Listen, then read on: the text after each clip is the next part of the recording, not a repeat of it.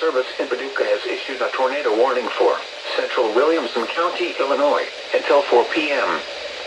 At 3:19 p.m., a confirmed large and extremely dangerous tornado was located near Carterville, moving east at 30 miles per hour. This is a particularly dangerous situation. Take cover now. Expected hazards included a damaging tornado. A tornado has been confirmed by trained spotters. The following impacts are expected. You are in a life-threatening situation. Flying debris may be deadly to those caught without shelter. Mobile homes will be destroyed. Considerable damage to homes, businesses, and vehicles is likely, and complete destruction is possible. The tornado will be near Marion around 3:25 p.m. Pittsburgh around 3:35 p.m. Other locations impacted by this tornadic thunderstorm include Spillertown.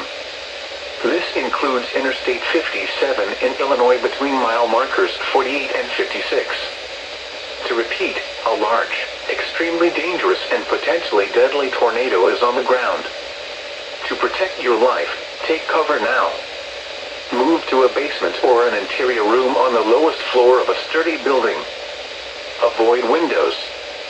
If you are outdoors, in a mobile home, or in a vehicle, move to the closest substantial shelter and protect yourself from flying debris. Repeating, a tornado warning has been issued until 4 p.m. for the following county: Williamson, Illinois.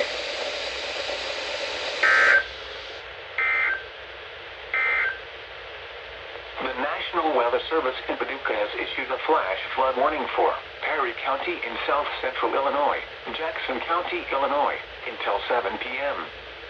At 3:09 p.m., Doppler radar indicated thunderstorms producing heavy rain across the warned area. Between 1 and 2 inches of rain have fallen. Additional rainfall amounts of 1 to 2 inches